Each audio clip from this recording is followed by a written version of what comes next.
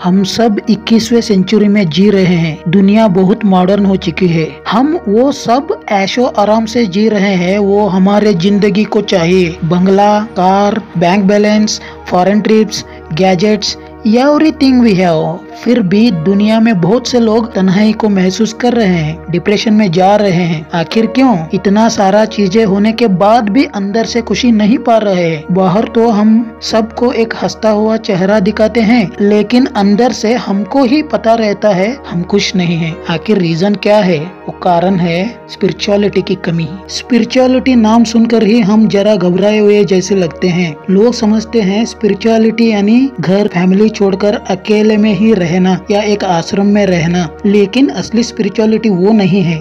Spirituality यानी सभी तरह के संबंधों को रख कर एक स्पिरिचुअल पाथ पर जीना, एक स्पिरिट में रहना। समझो आप एक मूवी देख रहे हो, उसमें सब तरह के सिचुएशंस आते हैं, action, drama, sentiments, comedy. Sentiment scenes आते ही हम दुखी होते हैं, एक्शन आए तो हम बहुत करेजियस होते हैं, कॉमेडी सीन्स आए तो हम खुश होते हैं। अब सेम सिचुएशंस लाइफ से कंपेयर करो। कभी कभी सिचुएशंस हमारे तरफ से नहीं हुए तो हम क्रोधित होते हैं, चीजें हमारे हिसाब से चलने लगे तो खुश होते हैं। यानी कि हमारा माइंड बाहरी दुनिया में फोकस्ड है, बाहरी दुनिया को देखकर हमारे एक्शंस बदल रहे हैं। यही सभी वजह का कारण है। इसलिए हमारे पास सब चीजें होते हुए भी हम अपने आप को कंट्रोल नहीं कर पा रहे हैं। इससे क्या हो रहा है? कभी खुशी कभी गम। इससे निपटने के लिए हमें स्पिरिचुअलिटी को फॉलो करना होगा। यानी कि बाहर कैसे भी सिचुएशंस चल रहे हो, हमें उनको रिएक्ट नहीं करना है। हमें देखना है हमारे अंदर क्या हो रहा है। हमारे मन को देखना है वो कैसे रिएक्ट कर रहा है। हमारे मन को हम अंदर से ही कंट्रोल करना होगा। इससे ये होगा कि बाहर कुछ भी चल रहा हो, हम कभी भी रिएक्ट नहीं करेंगे, क्योंकि हम तो अंदर से खेल रहे हैं। और जब आप ये करने लगोगे तो आपको मजा आएगा, अंदर से भी और बाहर से भी। और यही एक्चुअल स्पिरिचुअल पाथ है। ऐसे स्पिरिचुअल पाथ को फॉलो करने के लिए आपको कुछ चीजें करने चाहिए, जैसे कि मेडिटेशन, एक्सरसाइज और अवेयर रहना। जब भी आप मेडिटेशन के लिए बैठते हैं तो आपको अपने थॉट्स पर फोकस करना होगा। इससे ये होता है कि मेडिटेशन के दौरान थॉट्स आने बंद होते हैं और ये प्रोसेस कंटिन्यू होता है पूरे दिन के दौरान।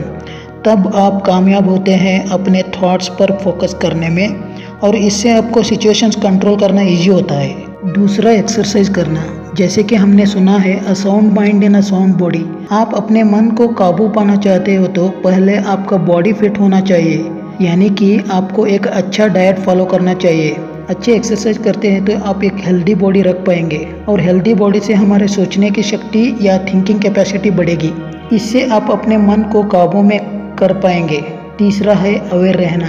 अवेयर रहना यानी कि कॉशियस रहना, चीज़ों को, सिचुएशंस को ध्यान से देखना। जब आप ऐसे करने लगे तो आपको पूरा पता चलेगा कि आप कब खुश होते हैं, कब दुखी होते हैं, कब नर्वस होते हैं, कब एक्साइटेड होते हैं। और जब आपको पता चलता है तो आप सिचुएशंस को, लोगों को हैंडल कर सकते हैं। इससे आपको पता चलता है कि आप कैसे लाइफ को बैलेंस कर रहे हैं, कैसे बैलेंस्ड लाइफ जी रहे हैं। और यही एक परफेक्ट स्पिरिचुअल पाथ फॉलो करने की निशानी है। आशा करता हूँ कि इस स्पिरिचुअल पाथ को फॉलो करके एक अच्छी हैप्पी लाइफ आप जिए। तो मैं आपसे इजाज़त लेता हूँ इस वीडियो को पूरा करने की। तब तक के लिए जोश में रहेगा, जोश में जिएगा।